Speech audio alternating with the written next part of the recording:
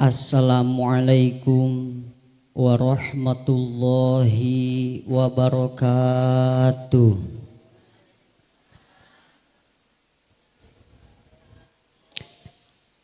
Ibu-ibu, ayah, bapak-bapak, sanes. Ari nyebut ayah ana rempeg.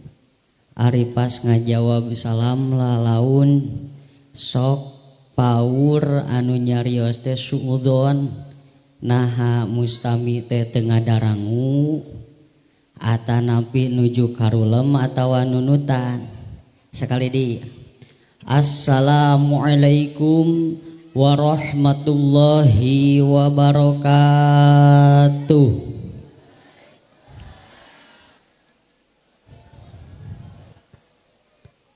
A'udzubillahi minasyaitonirrajim. Bismillahirrahmanirrahim.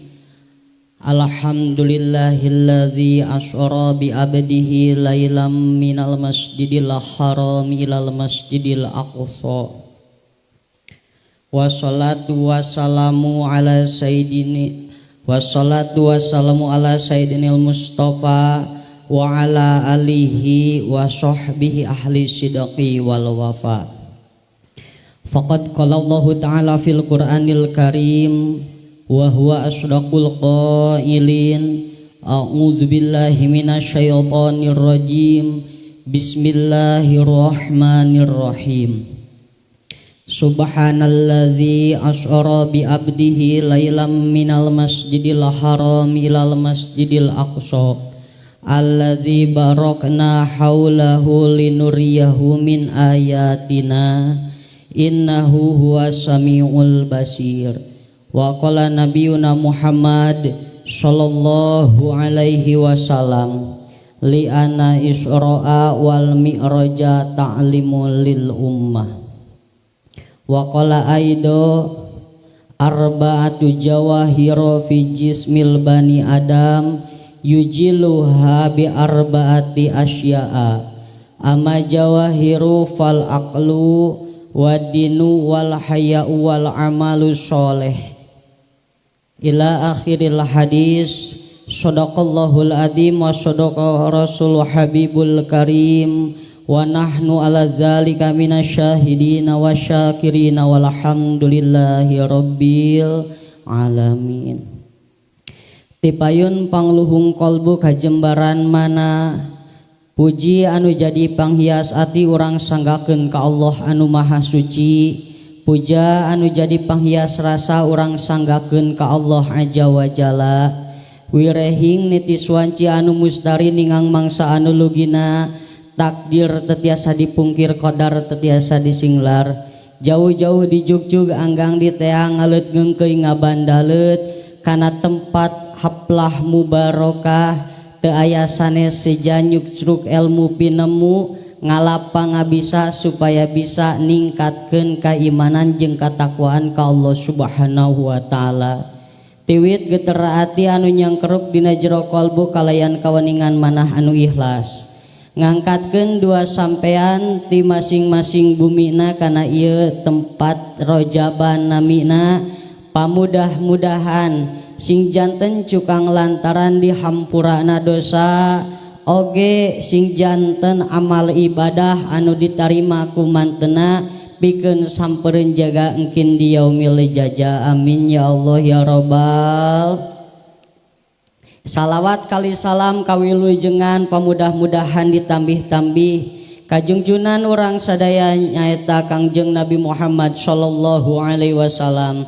Teka kantun ka para keluargina, para sahabatna, tabiin tabiat, malah mandar urang selaku umat sing kabulanteran rahmat Allah cukang lantaran rasa cinta ka mantena oge urang ngajalankeun parentahanana nyaeta tolab ilmu namina. Sateu acan jisim kuring kana di ieu tempat sumangem jisim kuring neudah heula dihapunten tina sabudayaning kalelepatan dohir batin ageng alit karaos anu teu karaos dihaja ataupun henteuna kumaha kinten-kintena. Alhamdulillah panghapunten ti para ibu, para bapak oge sadayana kalayan katampi anu bingah pisan sawangsulna panghapunten ti jisim kuring teu kedah didisuhunkeun sayados pisan ngahapunten ka sadayana. Timbul pertarosan naha make mimiti nyuhunkeun hampura padahal lain orang dieu orang jauh namina.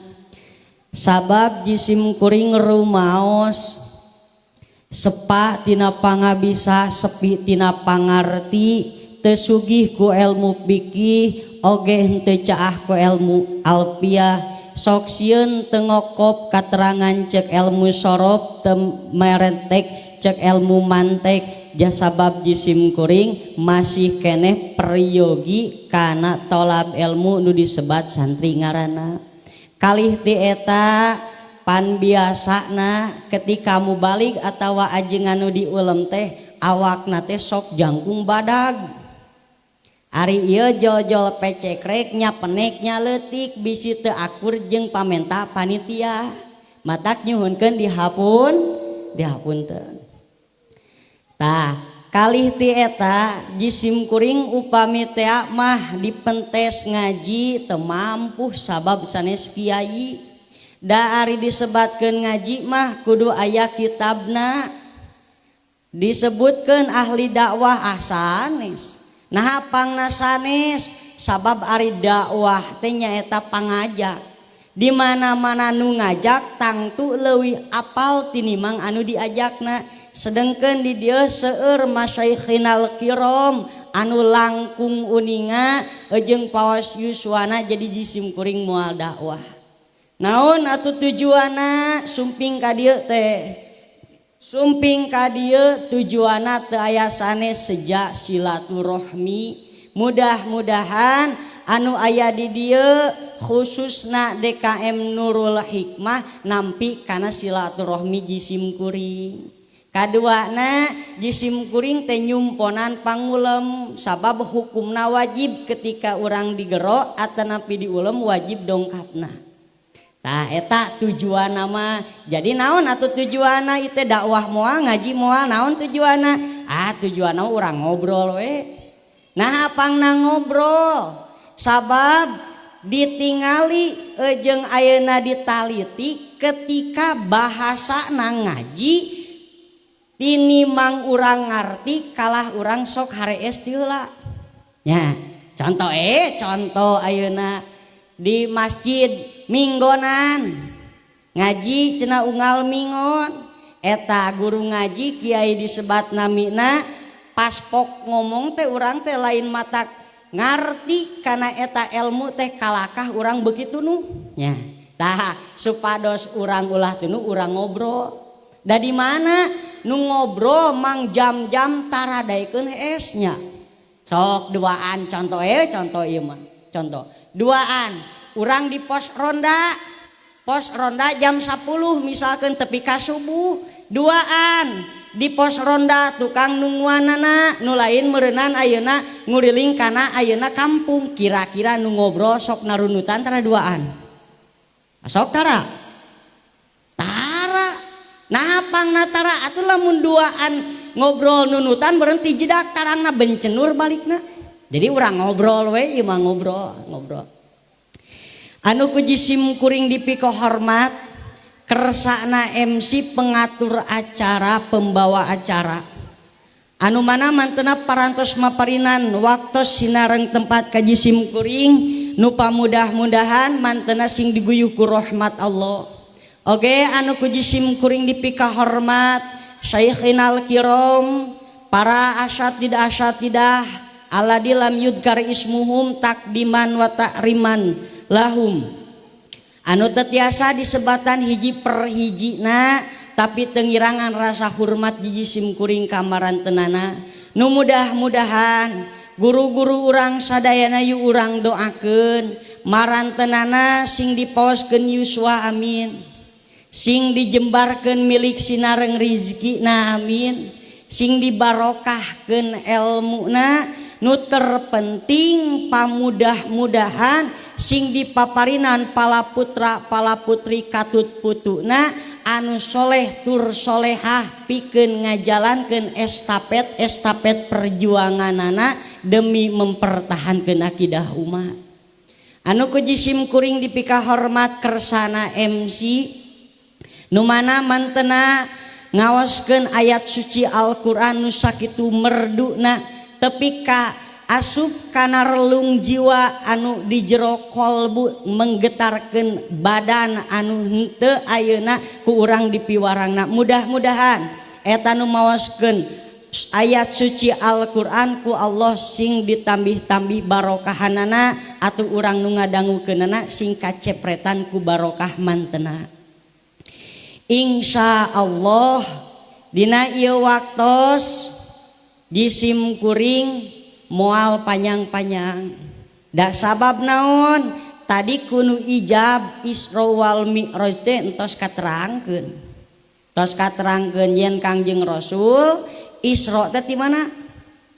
Di Masjidil Haram. Masjidil Haram ayeuna di mana, Bu? Di Mekah. Ka mana? Ka Masjidil Aqsa. Nu ayana Masjidil Aqsa di mana? Di Palestina, lebih tepatnya di kota Yerusalem. Tuluy naik ka Sidratul Muntaha. Tos di Sidratul Muntaha uih deui ka Mekah. Uih deui ka Mekah. Eta mah cekap saleresna mah da unggal tahun ge pasti nu diterangkeun teh Isra Mi'raj. Ngan hoyong tumaros ka orang dieu naon tahun kamari materi nu ku ajengan dicandakeun. Hah? Hilap deui nya. Ieu lah keunggulan amu balik anu paling ngeunah ketika mustami poho deui. Nah, pangna kitu saha lamun inget rek naon nu kudu diterangkeun. Ah, alhamdulillah hari labdi jadi nerangkeun teh moal mungkin inget jadi geunaheun kari kaya ayeuna anyar deui nya, anyar deui. Tah, Isra Mi'raj anu sakumaha dina ayat suci Al-Qur'an dina surah Al-Isra subhanalladzi asra bi abdihi lailam minal masjidil harami ilal masjidil aqsa. Subhana maha suci alladzi dat asra anu geus ngaberjalankeun bi abdihi ka abdina Allah ae Muhammad degesna Kangjeng Nabi Muhammad ti mana minal masjidil haram ilal masjidil aqsa ti masjidil haram ka masjidil aqsa. Konteks bahasana laelan didinya aya tanwin. Ari laelan aya tanwin ceuk ahli nahwu yen eta teh nakiroh. Maknana makna umum henteu khusus henteu alael tapi laelan. Nah, pake ayeuna laelan teu make alif lam alael sabab Kangjeng Rasul perjalananana henteu sapeting jeput. Henteu sapeting jeput bahkan ceuk sapali ulama dugi ka tempat ebogna Kangjeng Rasul teh pas uih deui dicabak teh masih aneut meureun sakedap. Sakedap. Nah, pangna sakedap apan jauh cek Bani Quraisy Muhammad anjeun teh ti mana? Perjalanan teh ti Masjidil Haram ka mana? Ka Masjidil Aqsa tuluy, ka Sidratul Muntaha tuluy uih deui ah. Anjeun teh bohong, teu percayaeun Bani Quraisy. Nah, sabab hatena teu dipinuhan iman ku Gusti Allah. Cek urang kaharti ayeuna mah, kaharti. Sanajan kurang ti sajam urang pasti kaharti nah sabab konteks bahasana oge lain syaro tapi asro. Naon bedana antara syaro jeung asro? Ari syaro mah lempang nyalira contoh. Orang mana itu sebatna teh? Naon tangeung kolot. Tangeung kolot berarti ti heula ayana tangeung teh ieu meureun nya. Tangeung kolot. hayang ulin ka alun-alun Cianjur, memerlukan waktu kira-kira ti dieu ka Cianjur eta sabaraha jam? Aya merenya 24 jam mah jeung eureun jeung ngopi jeung itu ieu mah. Nah, lempang nyalira. Tapi ketika urang teu lempang nyalira dilempangkeun tumpak elep namina, kira-kira ti dieu ka Cianjur sabaraha jam tah? 2 jam satengahannya. Tah Kangjeng Rasul ge sanes mapah nyalira tapi asro dilempangkeun. Orang dieu ka Cianjur lempang nyalira disebut syaro. Orang dieu rek aya rajaban lempang ka DKM disebut syaro. Nu erek nguseup lubang lempang nyalira disebut syaro. Anu sok ngahakanan lauk disebut sero. Saeutik bedana. Nah, saeutik bedana. Tah Kangjeng Rasul henteu mapah nyalira tapi dilempangkeun naon atuh alat nu ngalempangkeunana disebut burok. Burok teh jamak tina lapad barkun. Ari barkun teh hartosna kilat. Hartosna kilat. Jadi Kangjeng Rasul di Masjidil Haram ka Masjidil Aqsa tuluy naik ka Sidratul Muntaha uwi di ka Mekah teh teu mapah nyalira. Tapi Kangjeng Rasul dilempangkeun naik tutumpakan nu disebut burok. Disebut burok. Jadi kahartos ku urang oge lamun urang mapah ka alun-alun Cianjur memerlukeun beberapa jam anu lamina, tapi lamun urang naik elep mah moal mungkin lila jamana pasti sakedap. Tah kajeng urang kajeng. Tapi ka urang teu ngayakinkeun apaan cek Bani Quraisy teh. Di Masjidil Haram ka Masjidil Aqsa teh lamun ngangeon tah sabulan. Ieu Muhammad teu sapeting-peting acan, teu percaya kaula ka Muhammad, teu percaya ka Muhammad, teu percayaeun Bani Quraisy teh. Jadi Kangjeng Rasul uih natina Isra Sinareng Mi'raj teh henteu ngimankeun sadayana balik tangan hiji nu ngimankeun teh nyaetakeun Dalpa bin Jahdar nu kalakoban ku Abu Bakar. Abu Bakar ari Abu teh bapa, Bakar teh isuk, Asidik nu ngabenerkeun. Jadi aya bapa-bapa dina waktu isuk ngabenerkeun Isra Sinareng Mi'rajna Kangjeng Rasul disebut Abu Bakar As-Siddiq. Eta. Jadi Kangjeng Rasul teh mangkatna teh teu nyalira balik tak ditumpakeun kana burok. Tapi sateu acana angkat naon ieu teh Kangjeng Rasul teh make patepang jeung Allah di Sidratul Muntaha. Cenah ditu sanes hartosan Allah aya di Sidratul Muntaha, tapi Kangjeng Rasul ningali ka Allah di tempat Sidratul Muntaha. Contoh ieu mah dina aqaid bisi nempatkeun Allah di Sidratul Muntaha, tumbereun Allah teh butuh tempat. Kumaha ieu contona seperti urang ningali HP. Ting di mana tempat namangan urang nenyona kana HP gitu. Tah eta Kangjeng Rasul naha pake di Isra Sinareng di Mi'rajkeun. Sabab Kangjeng Rasul teh Kangjeng Rasul dina baenaman Nabi sallallahu alaihi wasallam pil hijri ingdal baiti mutajian baena rajulaini id atahu Jibrilu wa Mikailu wa malakun akhar. Pahtamalu hataja ujam jama pastalqu ala dohri pasuko min sugrotin nahri ila asfali batni patawallahu minhum Jibril. Jadi Kangjeng Rasul teh Kangjeng Rasul naon sababna ieu Kangjeng Rasul pake di Isra Sinareng di Mi'rajkeun aya sababaraha versi. Sapalina versi yen Kangjeng Rasul di Isra jeung di Mi'rajkeun teh supaya papendak jeung kakasihna nyaeta Allah Subhanahu wa taala. Nah pangna pake dipendakeun jeung Allah sabab dina tahun eta tahun kasedihan.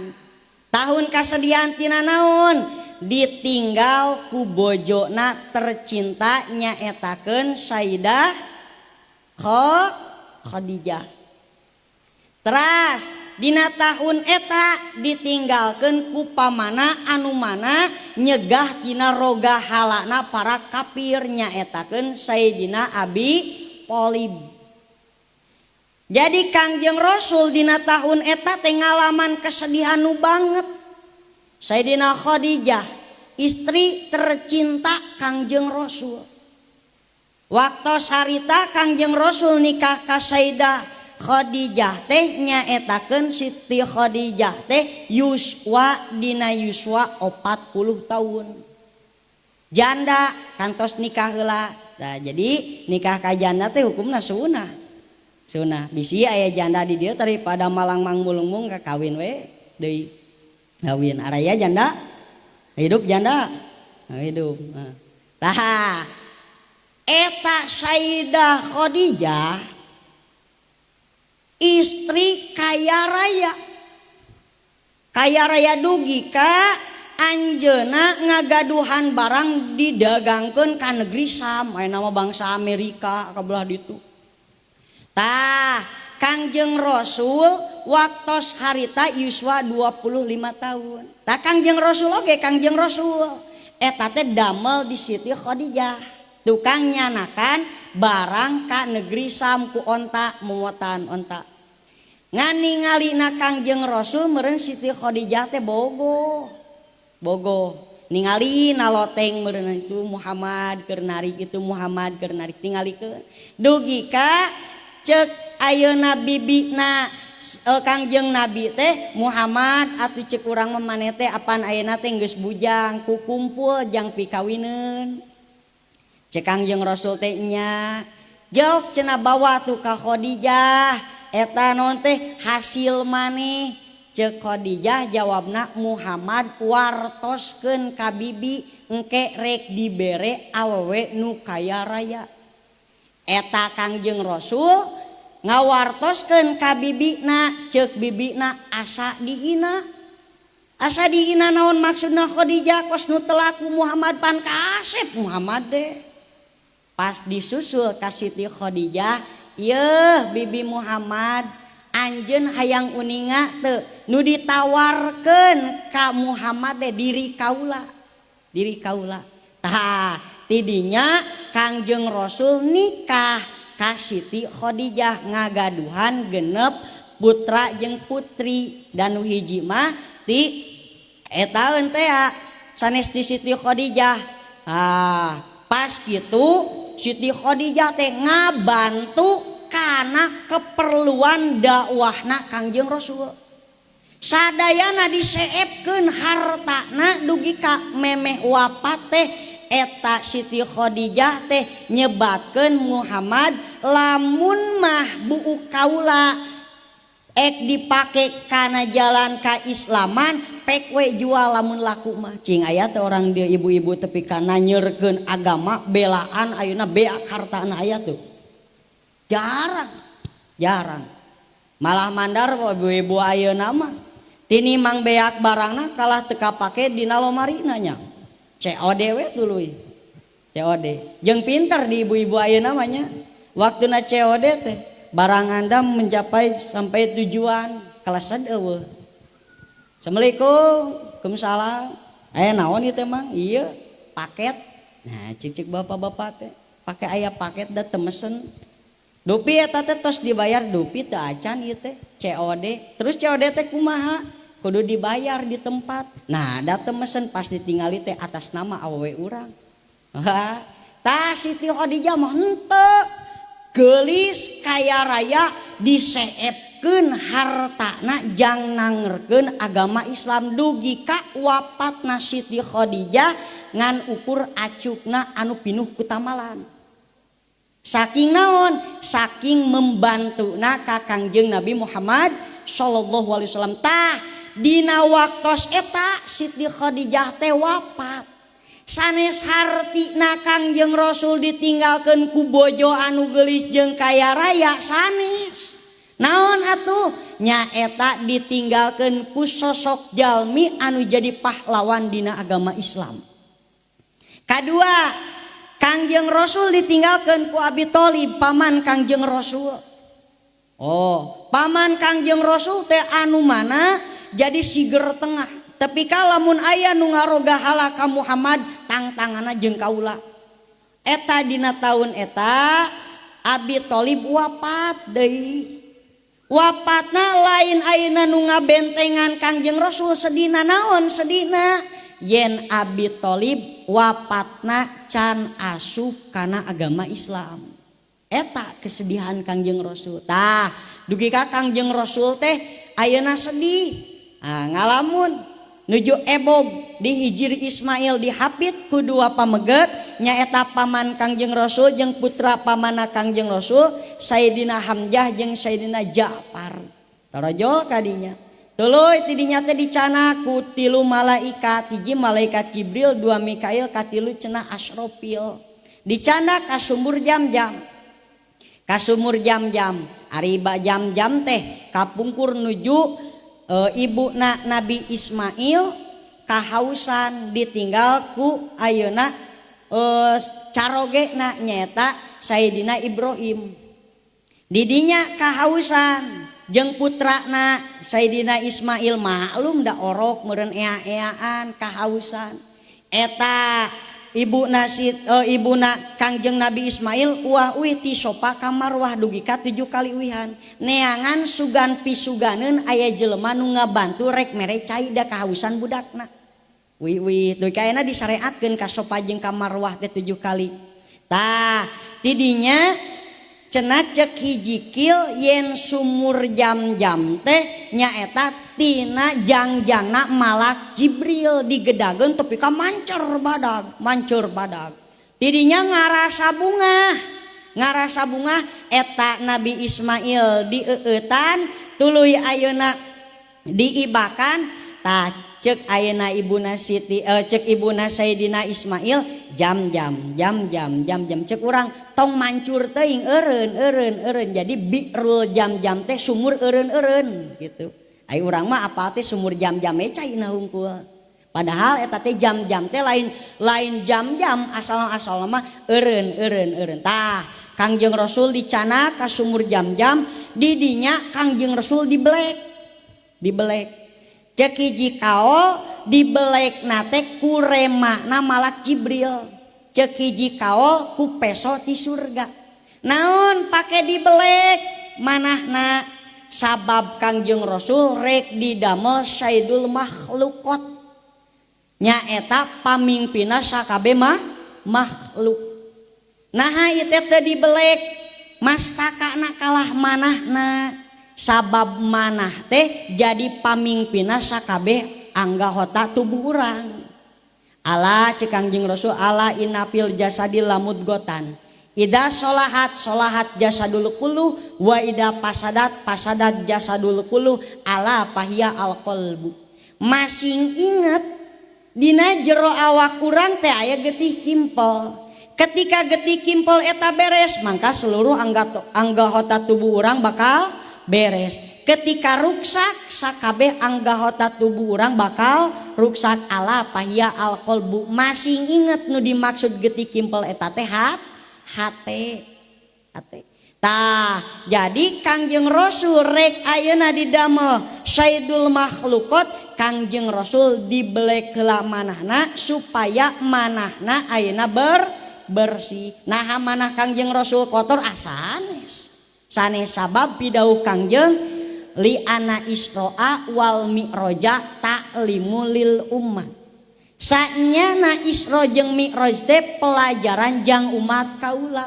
Jadi ketika urang rek dijadikeun naon bae, urang kudu ngabersihkeun heula hate. Nah, sabab ketika hate goreng lain matak pi aluseun tapi matak pi ancureun. Matak pi ancureun matak hate urang kudu dibersihan. Urang teh rek jadi naon, rek jadi pengusaha, hate kudu dibersihan. Nah, bisi ngurangan kana takeran.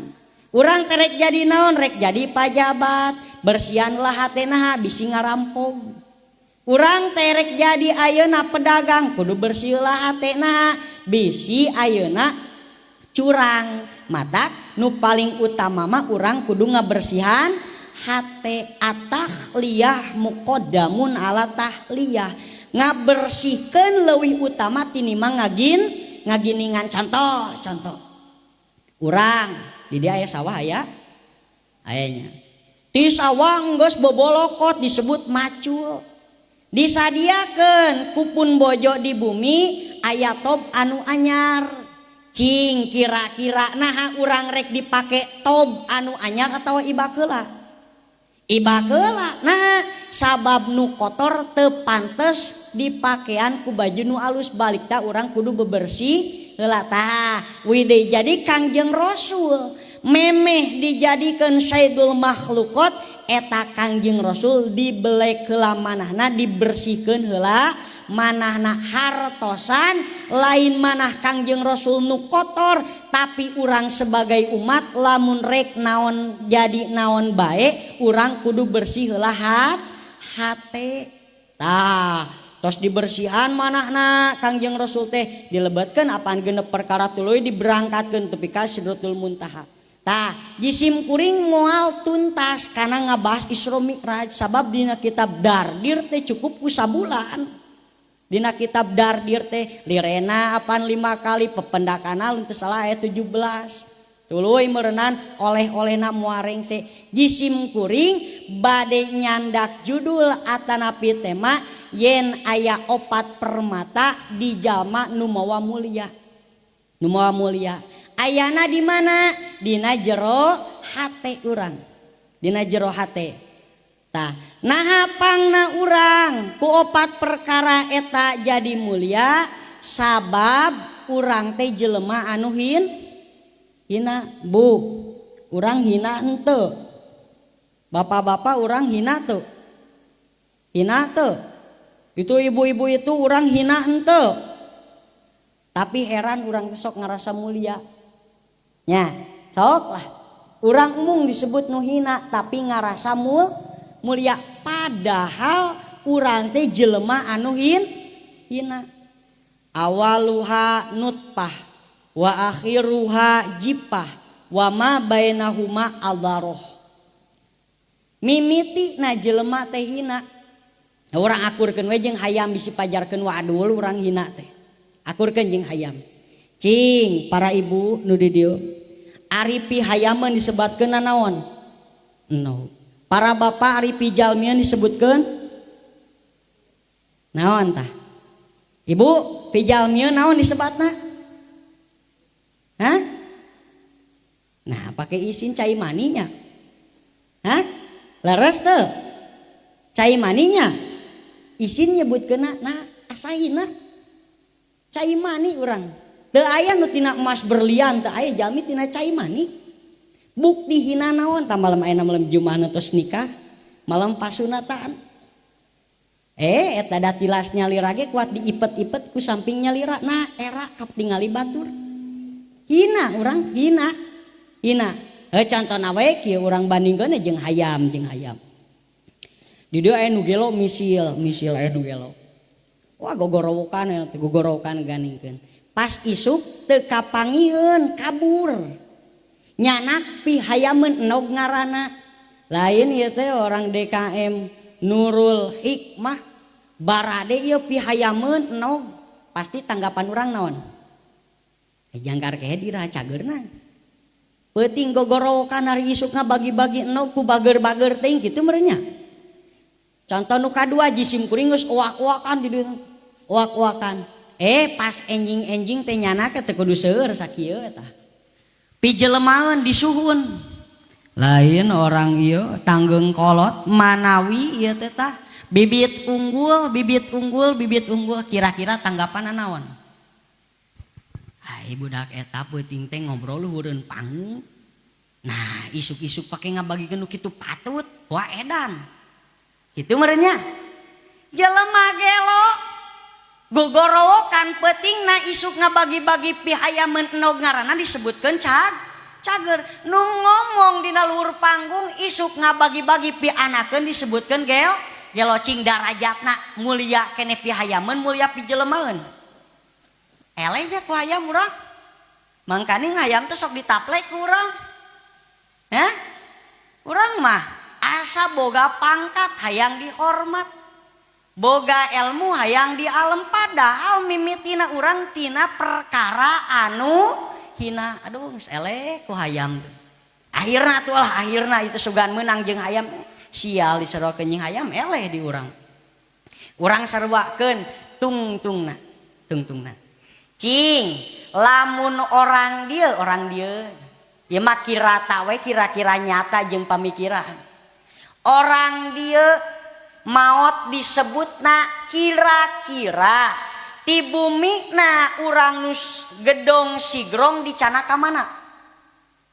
Kana paku cing ari dina pakuburan aya TV, aya kulkas tuh, aya dispenser, teu aya balik tak di jero kubur mah taneuh jeung padung merenya, bari dijejel geuning komo mitoha maot nu nguburkeun ayeuna naon etana minantuna ka dijejel kabagean tirkah meureunnan pamajikanna.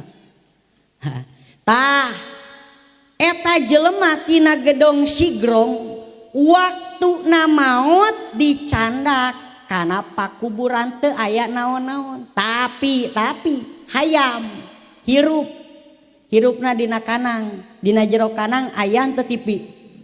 Dayanya di mana di dieu mah aya kanang hayam VIP tepi ka aya TV teu aya. Aya kulkas teu aya. Balik tah hurungna lampu ge lamun dipanghurungkeun ku nu boga ngahiji jeung taina. Bukti bahwa hayam ditempatkeun asal keur hirupna di nu hina. Tapi ketika dipencit rek aya raja bancing eta hayam nah dikubur atawa dibawa ka imah ajengan.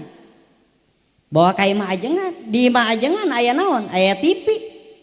Aya naon di? Aya kulkas. Jelema nu asal tina sagala aya geus maot teh dibawa kana tempat nu hina, kadang-kadang di leuweung.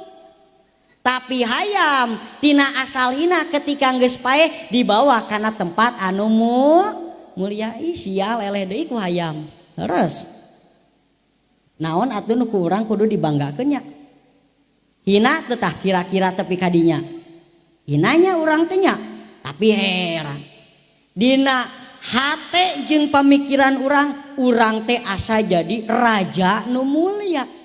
Padahal mimiti tadi pi jelema jeung hayam dibundang dibanding di Bandung eleh kene jelema meunang hayam. Geus maot urang oge eleh kene jelema meunang hayam. Hayam geus dipencit mah laku sakilona meureunnan 30, da daging jelema mah eueuh nu ngareret-reret acan. Nya wa ma bainahuma adharoh, mimiti hina akhir hina antara mimiti jeung akhir jelema mamawa nu hina naon tak kira-kira naon? Tai nya peke bukti lamun eta mamawa tai hina keur ngariung kieu ruku tukeng modal di tempat ieu ditempukeun ku batur hina busiat meureun.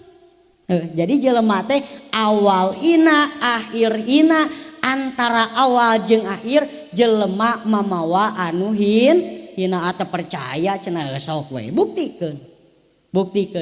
Istri geulis kawanti-wanti lir ibarat bidadari, tapi nalika urang resep ka eta awewe nu geulis kawanti-wanti medut hareupeun urang cing kira-kira ngewa teu? Ngewa. Lalaki kasep jangkung badag bodas ngan rajin busiat daek teh bogohna. Ih, teu hayang sudina ajis meureun. Tak gitu. Jadi jelema teh hina mamawa anu hina. Jadi aduh, urang teh ngusap dada balik teh ning urang teh hina. Aduh, naon nu kudu dimuliakeun ku urang. Jadi urang ayeuna ngaku keneh jadi jelema mulia teu? Teu urang mah hina pangkat meureunnan ukur genep tauneun. Beh dituna 10 tahun akhirnya orang jadi bangke para bilatungnya. Tapi saur Kangjeng Rasul tong leutik hate sanajan jelema hina bakal jadi mulia lamun aya 4 permata bakal jadi mulia. Contoh jisim kuring di Pagelaran datang ka dieu pas pelebah leuwih lutung eureun hayang ngopi Pas di leuwih lutung teh manggih ali atau manggih jam tangan. Model ieu tah. Manggih jam tangan tapi mah lain pamanggih ngan contoh ieu mah. Manggih jam tangan. Jam tanganna teh lain tina emas, lain tina perak, balikta lain tina berlian. Eta jam tangan teh tina besi nu geus karatan contohna ieu, contohna.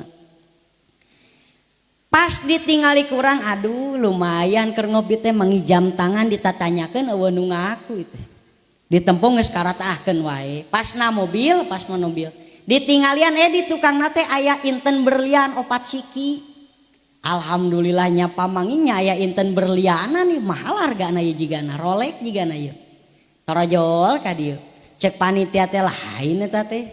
Ngome naon? Ngome jam tangan. Lain eta teh karatan sumuhun karatan.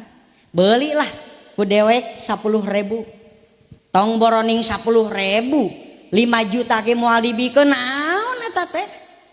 Pake mahal-mahal teuing ngapan eta karatan? Yeuh, Mang. Kaula ningalina lain kana karatanana, tapi ningali kana opat permatana. Sanajan ku amang dibeli 5 juta moal dibikeun teh jadi mulia. Jadi ketika datiah na ina karatan liri ibarat jam tangan nutina besi, tapi ketika aya opat permata berlian namina moal mungkin ku urang dimurah mareh leres. Tah jelema nu tadi asalna ina tapi urang mung disebut hina cek Kangjeng Rasul moal disebut hina lamun maneh kata pelan opat permata. Mana nu opat permata teh? Amma jawahiru pal aklu nomor kahiji anapon ari permata nu matak jadi mulia tina nu ina teh nomor hiji ngabogaan akal.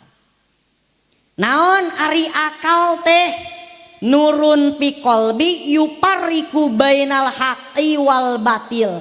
Nu disebutkeun akal teh lain bertempatan dina kepala manusia. Balikta aya dina manahna jalma. Nurun fi qalbi yupariku bainal haqqi wal batil. Cahaya nu aya dina jero hate nu bisa misahkeun antara bener jeung salah, nu kitu disebut akal. Contohna we caket antara hideung duanana nu hiji coklat nu kae duana tai kotok cing kira-kira nu dihablem ku urang naon? Coklat. Nah, cek akal urang coklat tuangeun bari teu bau. Da ari tai kotok mah lain tuangeun matak ripuh ke kana ieu pangamung. Canap ke ku urang teh naon? Coklat yen eta jelema boga akal. Oh, cek para bapak jeung para ibu teh tanggapan. Wah, eta boga akal tapi loba geuninganan ayana nu mabok. Eta teh pan salah meureun. Ongko bisa misahkeun antara bener jeung salah tapi mabok keneh. Aya nu maling keneh, aya nu jinah keneh, cing nu kitu gaduh akal teu? Gaduh teu? Cek jisim kuring gaduh keneh. Nah, pangna disebut gaduh maokna susulumputan. Nya, di mana nu mau ke raja bankieu punten abdi nyanak gas, aya teu nu kitu? Teu aya. Bukti salah pagaweana. Nah, atuh eta pake dipigawe ongko salah. Sabab didinya akalna teu sampurna kalindih ku hawa nafsu. Nah, sabab jelema ku Allah diciptakeun dibarengan akal jeung nafsu. Nah, malaikat diciptakeun dibarengan ku akalna teu jeung nafsu. Matak wajar jelema loba salahna. Salahna. Tah, antara jelema ayeuna didamel nganggo akal. Jelema kabawa mulia. Contohna we ayeuna nu gaduh akal rarapi, ibu-ibu ngarango tiung, bapak-bapak ngarango peci, teu wani pan urang nyuguhkeun teh ku cangkang cau tapi jero caunya. Cek panitia teh mangga aya cangkangna kanggo ibu, cenah kabumikeun wae. Nganggap eme naon ieu teh? Boga akal mulia. Tah ngan loba jelema ayeuna akalna nu kalindih nu meunangna hawa nafsu. Kumaha atuh pikeun urang urang hawa nafsu kudu diperangan, akal kudu digunakan, sehingga dina keterangan tuba limangkana akluhu amiron wa hawahu asiron wa wailun limangkana akluhu asiron wa hawahu amiron. Bagya pikeun jalma nu akalna dijieun pamimpin, hawa nafsuna dijieun tawanan. Urang teh apanan sagala hayang cek hawa nafsu mah nya. Wayah kieu teh lain hayang ngadengikeun mubalik ceramah, hayangna teh ngadapang nyetelkeun TV diusapan ku salakilun ibu-ibu mah. Kabalikna bapak-bapak ge nya kitu hayangna udud ngadaweung nyang hareupan kopi ngobrol ka kaler ka kidul teh hayang da nempokeun teh. Ceuk nafsu mah. Tapi kunaon urang atuh maksakeun, akal urang teu narima lamun kalakuan kitu teh goreng patut piraku orang-orang dia ngayakeun rajaban paken teu dihadiran aneh. Akal urang berjalan. Tah, ketika urang ngagunakeun akal urang, insya Allah urang bakal bagya. Buktina bagya naon? Hayang kopi teu kudu meuli, hayang dahareun teu kudu mayar. Naon? Sabab urang ngagunakeun akal ti bumi na masing-masing angkat kana rojaban, di dieu teh bagya we urang teh disuguhannya. Disuguhan bukti bahwa akal mawa harga ka jelema nu hina. Ngan kacek akal urang ketika hayang sampurna mangka urang kudu dibere vitamin. Cara jelema ayeuna usum stunting nya kakurangan vitamin, supaya sampurna pertumbuhanna kudu dibere vitamin. Naon vitamina? Pikeun akal nyaetakeun ilmu. Urang lamun teu make ilmu moal bisa ngabedakeun antara bener jeung salah. Ngan ukur bener jeung salah teh tuturut munding. Naon diturutan munding? Jelema nu kudu diturutan mah nya paribasa tuturut munding rek naon nutur-nutur munding meureun mah di eta dibekok ke munding. Tah, jelema ketika hayang akal sampurna mangka kudu dieusian ku ilmu. Mangkaning zaman kiwarinya neangan ilmu teh hese naonna naha ilmuna lain peserta nu neangan ilmuna. Cing bade tumaros ari di dieu minggonan osok budal kieu tara. Hah? Taranya ibu-ibu sok sakieu pinuh. Oh tara. Di ditu mah pinuh ku karpet. Sami meureun nya. Sami.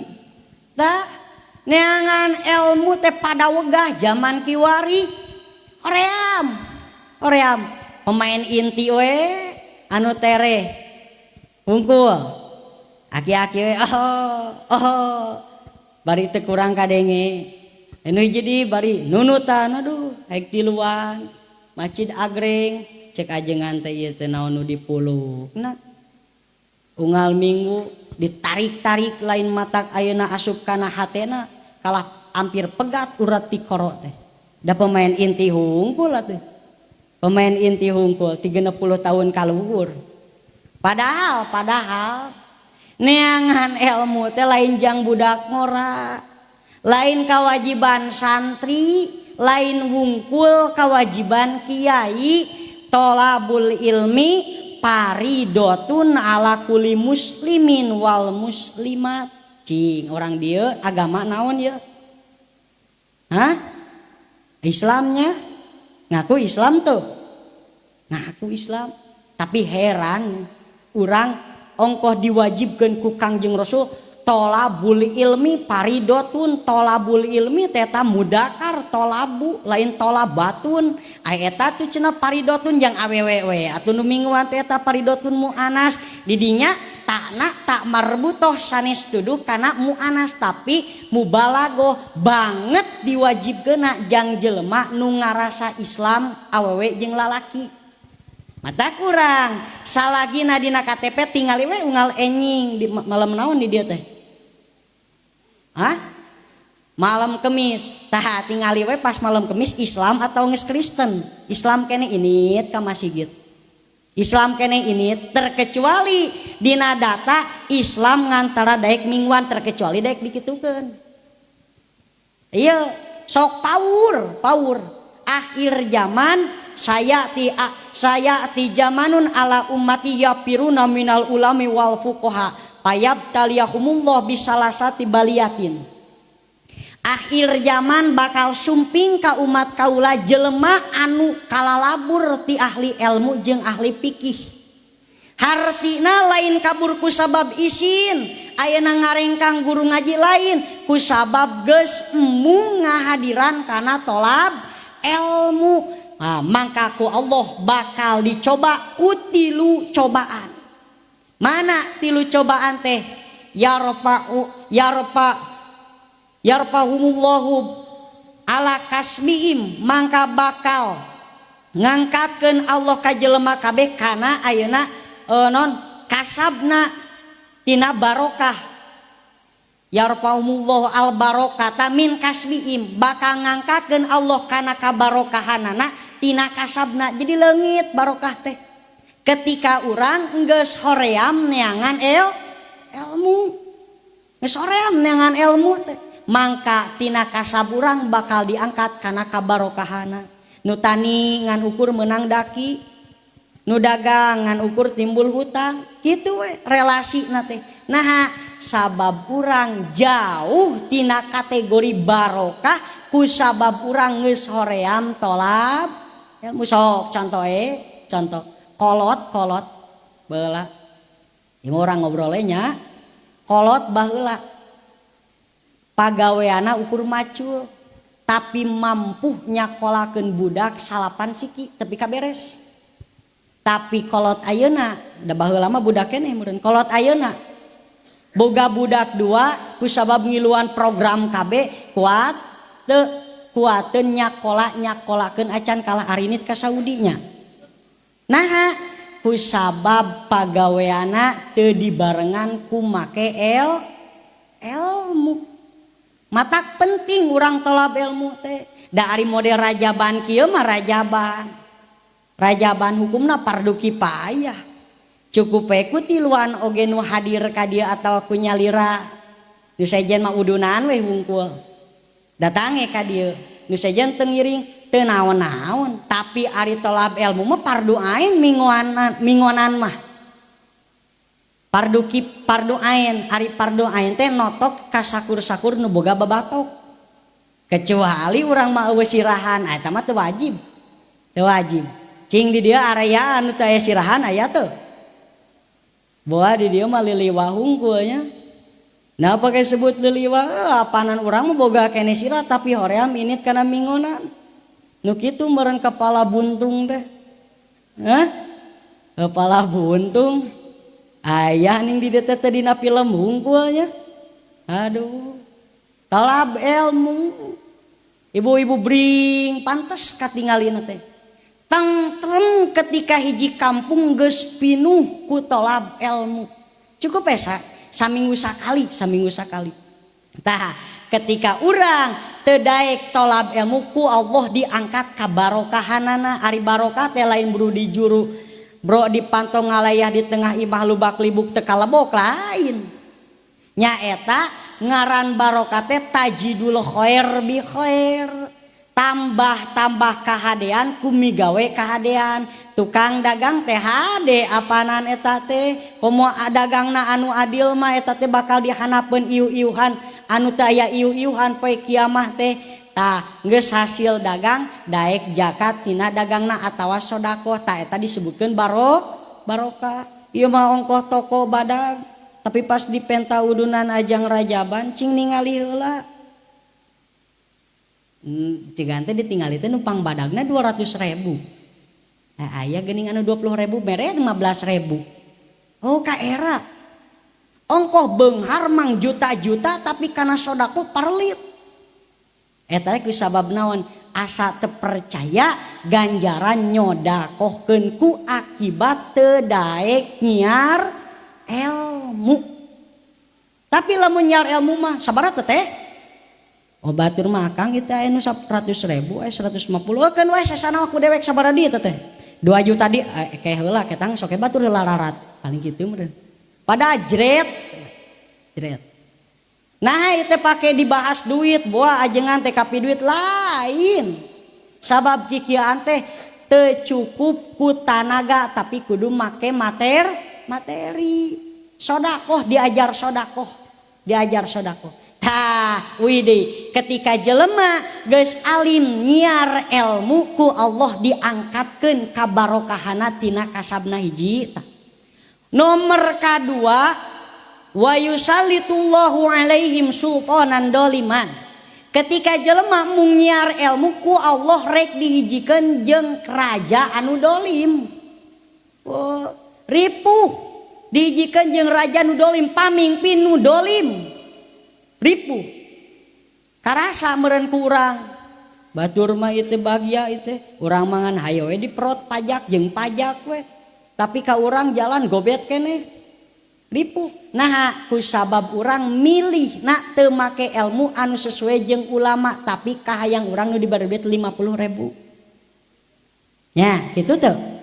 50.000 5 tahunan cik ek sapoe sabaraha uyuhan ku sabab naon ngujur kana hawa nafsu teu apal ilmu jadi ku Allah bakal dihijikeun jeung karajaan pamimpin anu darolim Tatilu yakhrujuna minadunya bigore iman ta ieu nu paling paur ketika jelema mung tolab ilmu mangka terkadang maot kaluar ti alam dunia namina eta jelema teu nyana kaimanan kaislaman maotna suul khotimah naudzubillah summa naudzubillah ieu nu paur ku urang teh matak yu urang tingkatkeun deui tolab ilmu pan sok aya ronda di dieu ronda ronda teh entong tengah peuting ayeuna mah memeh magrib ronda teh naon teh pake aturan memeh magrib lain bisi pamimpin urang teu nitah kana mingguan karunya pan geus nanggung jawab urang nu ronda teh urang ganti jadwal teh ti jam 5 urang ngagiringkeun jelema ka masjid sina talab ilmu gede ganjaranna aya teh nu kitu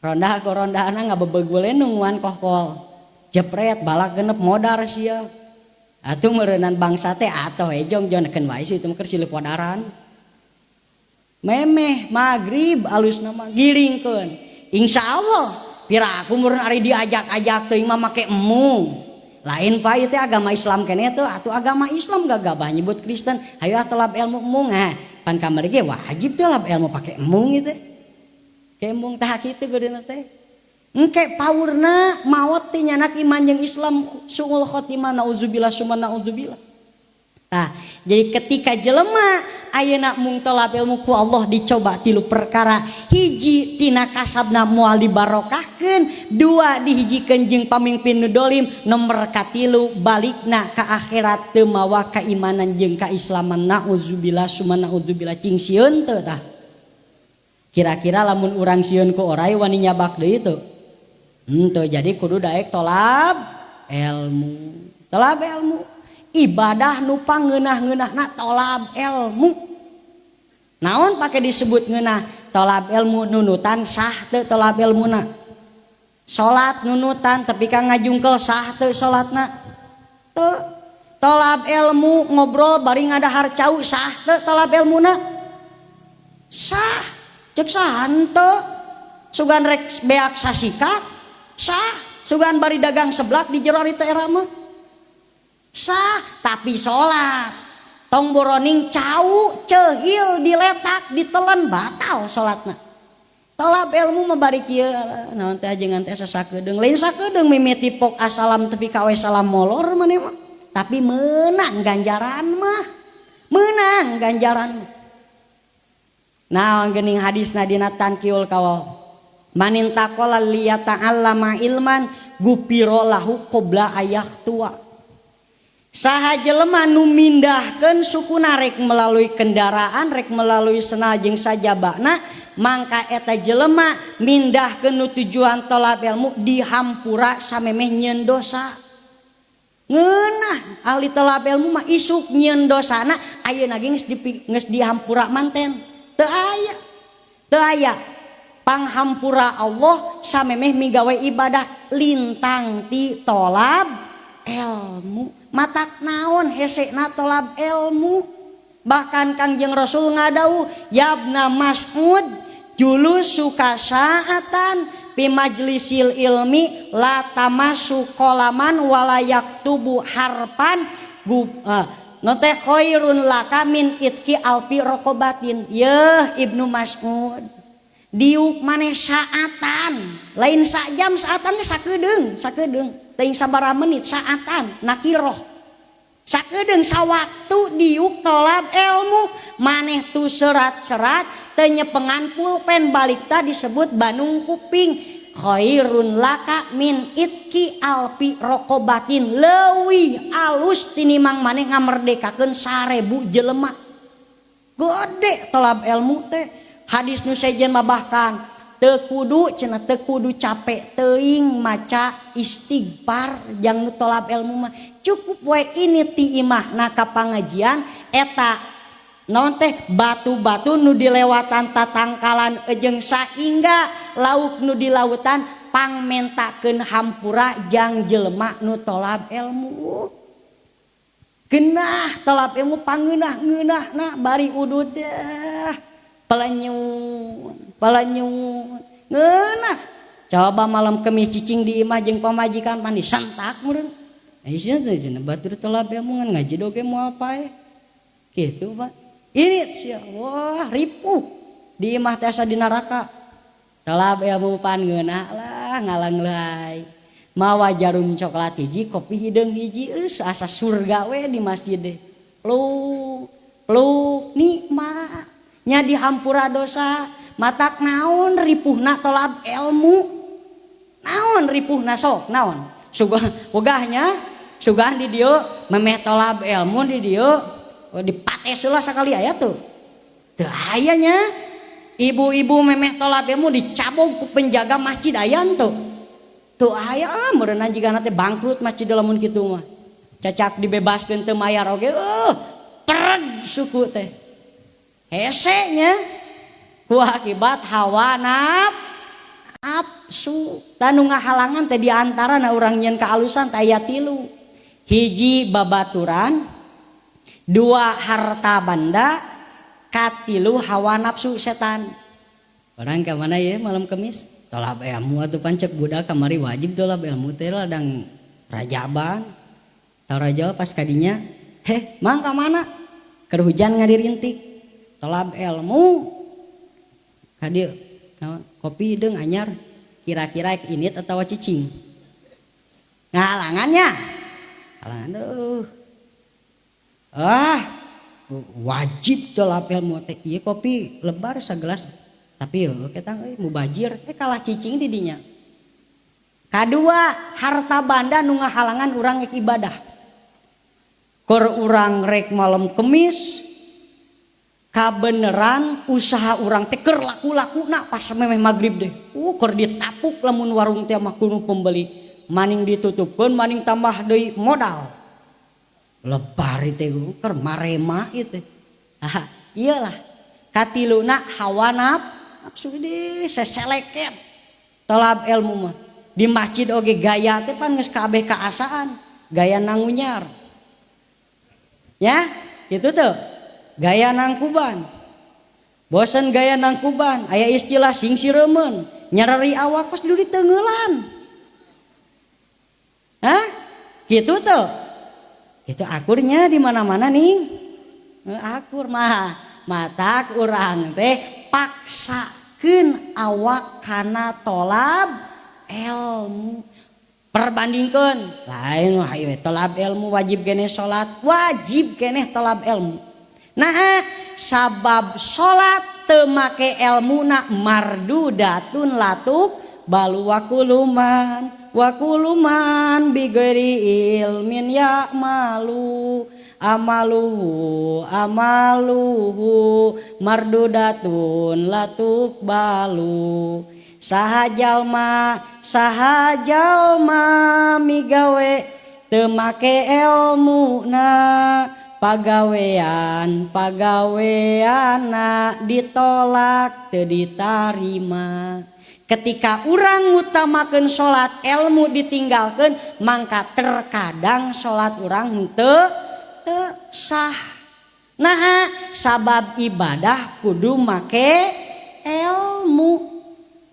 Ya hiji carita bapak-bapak Allahu Akbar pas tengah-tengah hitut pot hitut bapak batal tadi sholat naon pake batal tadi bapak keur sholat hitut batal wuduna apan bapak mah teu wudu heula cenah atunya heueuh pan teu make ilmu cilaka.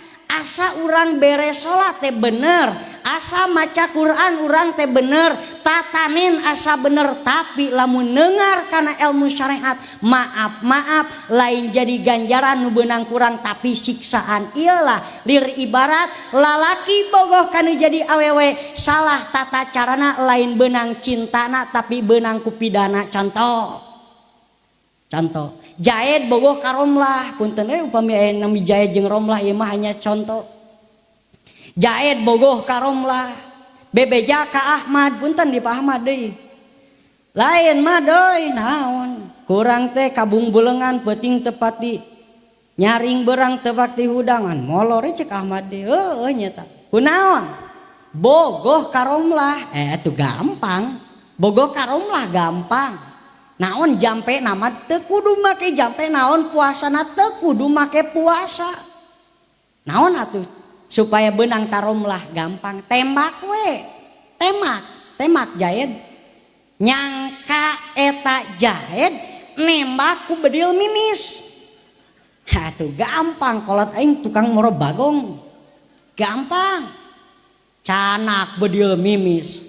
Hareupeun Romlah I love you beledag we cintana ditarima moal tarajo polisi deh sia wawanianan eta mah lain babi jelema jangkar keet ini kapidana ku akibat naon ditembak lain ngutarakeun rasa cinta dari lubuk paling dalam dada tapi manehna kalah metaskeun bedil mimis atuh paeh batur akibat naon salah kaprah salah kapraku akibat teu apa tata cara teu boga ilmunya kitu dina ibadah modelkeun salat di bumi ngabogaan budak leutik ngompor uar awer diempel ku urang teh ngan ukur bersih ayeuna aenia hukmiahna teu di banyur diempel di mimiti teras tepi ka kamar diledot-ledot atuh mutan najis kabeh ai pas salat lain inungna kunaon eta teh salat jengke apaan tadi si dede ngompol ayeuna diempel ku budak meureun urat aret najis hukmiana eta jengke kunaon ame teu keunana maruk jengke ngapung asok kitu tara kunaon ieu teh jengkean ieu imah teh kotor na ari jengke ngapung teu salah teh model sujud teu nilep suku can ge beres standar geus ditilepkeun atuh teu sah. Ieu teh kumaha akibat kurang lalai dina tata cara ayeuna elmuna matak urang ayeuna muludan rajaban unggal tahun atuh perubahanna tong jauh-jauh tolab ilmu pangeunah-ngeunahna ibadah teh tolab ilmu cenah ceuk barudak teh mungting tolab ilmu di pasantren mah budug kanikmatan budug teh ti Allah.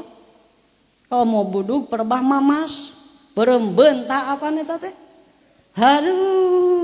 Haduh telat mani pugu meureun ngagarona rada dihadekeun. Nikmat.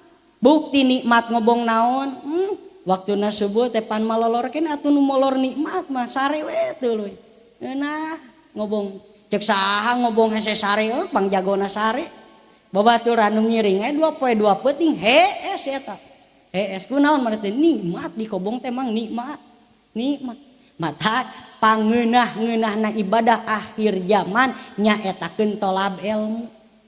Tolab ilmu matak perubahanna kedah daek tolab ilmu. Eta mah notok we ka sakur-sakur nu gaduh mata dina babatok teh tadi cek paribahasa kolot mah wajib jeung urang teu bisa diwakilan. Jik inung sia Tolab ilmu ka ditu mingunan aya bapana aya nguseup itu naon kitu kabeh bapakna peuting tolab ilmu isukna para ibu tolab ilmu merencek budak teh oh geuninganan pagawean kolot teh resep dina ilmu nya kitu pan dilalatul hal aqwa min dilalatil maqol ari nuduhkeun ku anggahota ku pagawean leuwih seukeut alabatan nitah.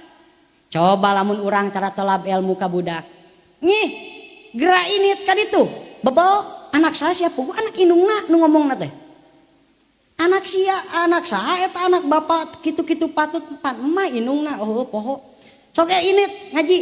Ari emah lain maca Quran kalau ngome HP ningalian TikTok. Teu pan ripuh. Ripuh sekolot main TikTok eueuh huntuan jejogedan ha. Jika bebegig sawah dinyawaan.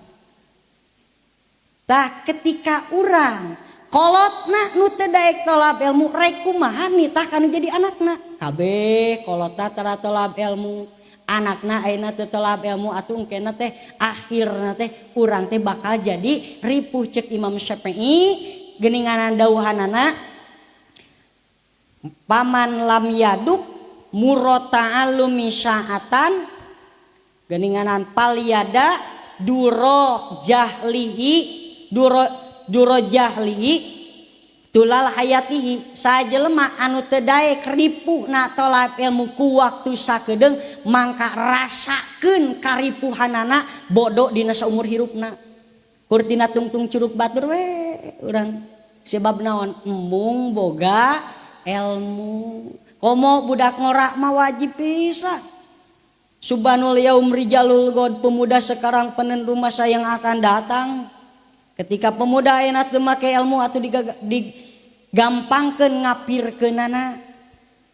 Naon di antara nu matak ngagampangkeun ngapirkeun? HP dibawa baheula mah nonton TV teh aya waktuna. Ayeuna mah keur modal oge bisa. Scroll.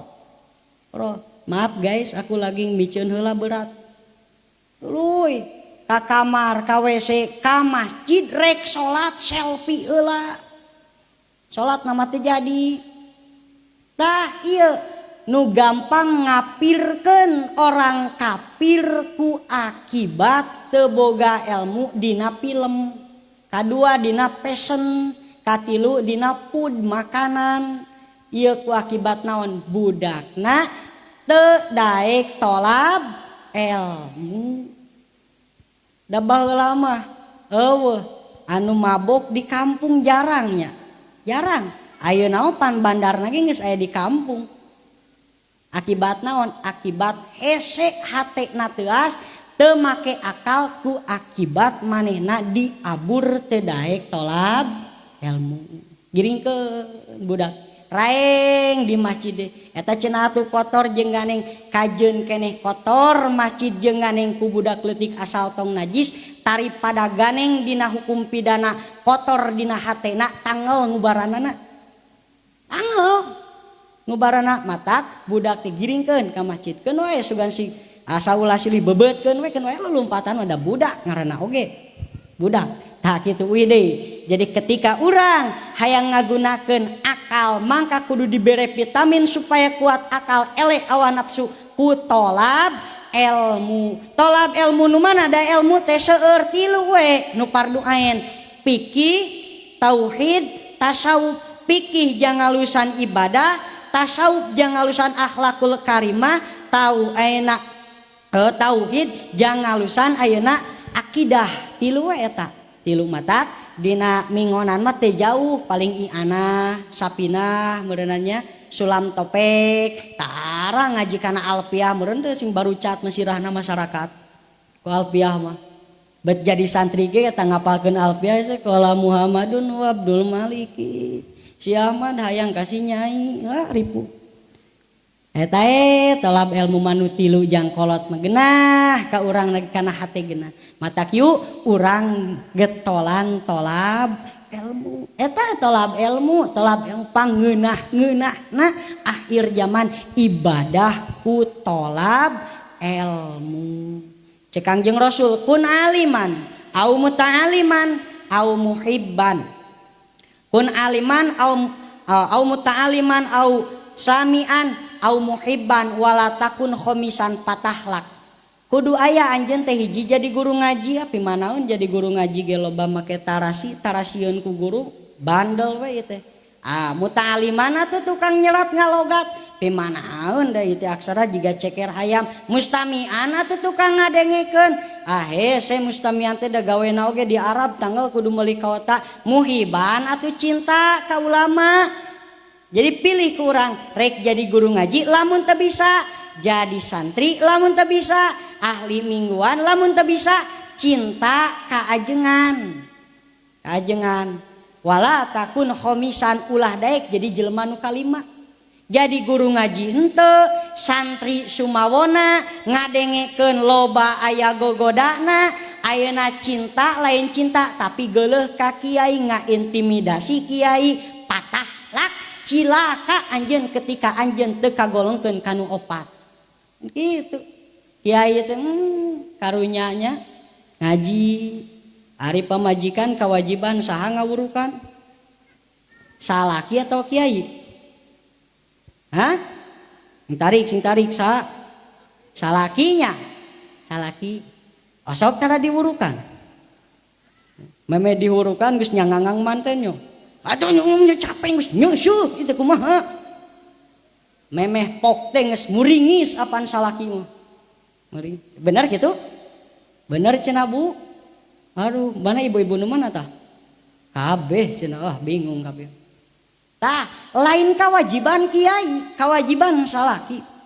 Ketika teu dibere ilmu ku urang kudu janten salaki, mangka di akhirat ketika si ibu migawe bojona mina kasalahan mangka urang kadudut sok sanajan teu migawena naha sabab teu dibere pengetahuan urang antara salah jeung benerna.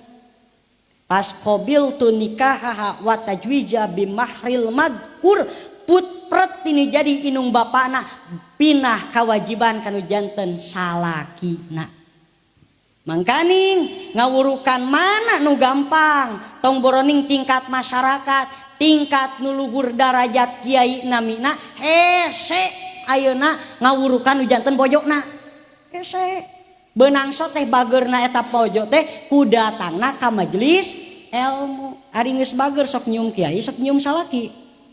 Jadi soleha sugan teh diciuman ku masyarakat kiai makasih ya osok tara. Panggeulana ka saha? Ka caroge mangkaning kewajiban urang disedekeun ka kiai. Kumaha atuh supaya bubar kabeh teu boga dosa?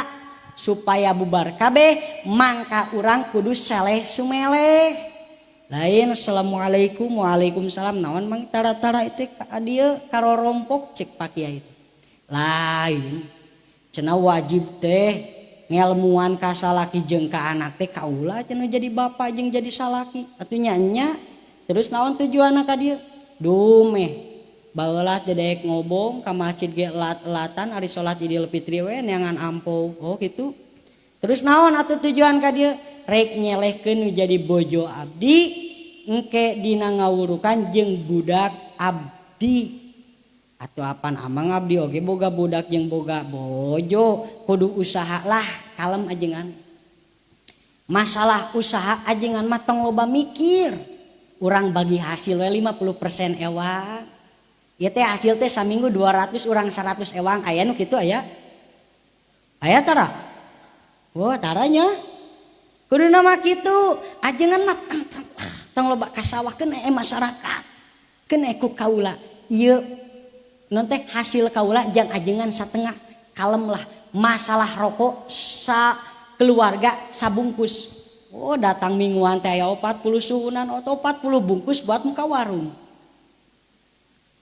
taranya urang mah herannya di mana-mana itu teh mustami teh udud pelenyun ari ajengan mah masyarakat geus pegat rek nginum teh hese rek udud kuntung diurut tadi sedih jadi ajengannya sedih jadi ajengan mata kurang lamun urang teu mampu ngawurukan ka ajengan teh entong ngananggungkeun deui tapi urang kudu aya perhatian ajengan mah nya saeutik diberena loba disalahkeun salah saeutik diramekeun. Atuh saha nu daekeun mondok teu hayang ting aing mondok ripuh jadi ajengan itu hayo diintimidasi wat kuru teh begang lah tapi ka kitu.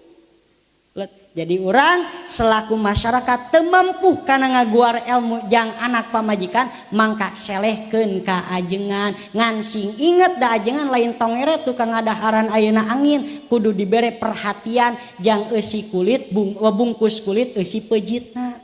Insyaallah kitu mah tentrem sanajan bapa ngaduk ke ibadah henteu ayeuna ngelmuan ka budak jeung pamajikanna da geus diserahkeun ka ajengan lubar weh kewajiban itu alusna mah kudu diatur mangkaning eta teh kabiasaan asa anu wajib tolab ilmu teh ajengan jeung santri padahal urang ge wajib wih di eta dina segelumpit ketika urang hayang ngagunakeun akal anu sehat eleh nafsu mangka vitaminan puprukan ku ilmu anu aya dina minggonan gitu. Ikmalul akli itba'u ridwanillahi ta'ala nyaetakeun kasampurnaan ayeuna akal nu sampurna teh turut kana karidoan Allah di antarana apal karidoan Allah nyaeta ku tolab ilmu hiji ta akal. Tulikeun itu tulikeunnya yang baraha itu jam 11 sajam karek hiji teh 3 deui encan ke nu ngaleungitkeun 4 deui 7 meureunnan naon jadi lemburnya wan teu bae pan judul lagi ngobrolnya judul lagi ngobrol. Kadua nu matak jadi mulia di jalma teh nyaetakeun din agama.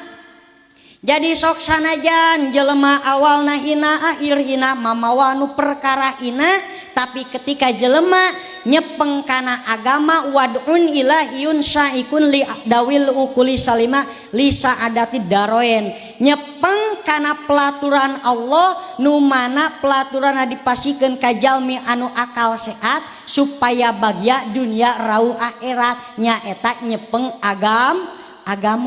Jadi agama teh pelaturan Allah nu nungtun ka jelema nu berakal sampurna supaya bahagia dunia rauh akhirat. Cepenglah agama. Agama naon? Agama Islam. Ari Islam teh naon? Deui Islam teh naon? Ieu teh geus 60 tahun naon ari Islam teh? Islam we. Islam teh al-inqiyadu li ahkami syariati. Pasrah sumrah diri teu daek ngalawan kana hukum syariat. Ceuk syariat urang teh wajib lakonan, ceuk syariat ieu teh haram jauhan. Nu kitu karek disebutkeun jelema anu Islam disebutlah jelemana muslim. Pan urang mah patojaiyahnya nu wajib ku urang ditinggalkeun, anu larangan ku urang dipigawe. Nah, urang agama Islam berarti karek Islam KTP. Sok sanajan kita Islam KTP urang tong daek pinah kana Islam nu sejenna sabab agama Islam teh nu dipikarido ku Gusti Allah. Punten-punten dina masalah akidah urang lain teu toleransi ka agama nu sejen. Da dina Al-Qur'an oge inna dina indallahil Islam. Teu aya deui agama nu dipikarido ku Allah mah iwal agama Islam. Berarti kulapad ila mangka eta diiwalkeun agama nu sejen berarti agama nu sejen teu dipikarido ku Gusti Allah. Ari eta cenah Jabur kitabna Taurat kabeh oge agamana agama Islam ngan lain Jabur jeung Taurat nu ayeuna da Jabur jeung Taurat jeung Injil mah ayeuna direkap ayana eusina dina Al-Qur'an nu sadayana mah eta Jabur Taurat jeung Injil teh ku Allah diangkat deui ka langit. Da akhir zaman mah eta kitab teh nu wajib dikanyaokeun opat tapi kumpul dina Al-Qur'an sadayana jeung suhupna mah aya 104 kitab. Jeung suhupna mah ngan nu wajib dikanyaokeun opat nu tilu Jabur Injil jeung Taurat disalin kana Al-Qur'an nu nyepengna model ke Nabi Daud, Nabi Isa jeung Nabi Musa agama nama tetep agama Islam. Pilaku aya Nabi mungpang ke Allah. Pan Islam teh al inqiyadu li ahkami syariati bimaja Nabi upakhudu wa manahu anhu pantahu. Ngaran Islam teh perkara nu turut kana ukuran syariat nu dicandaku para nabi na cokot nu dilarang jauhan. Piraku Nabi Daud lain agama Islam sadayana ge tibah Adam tepi ka Kangjeng Nabi Muhammad sanajan beda kitab agamana tetep agama Islam. Nah teh zaman kiwari loba agamanya. Kristen, Buddha, Katolik, Konghucu, naon di agama teh?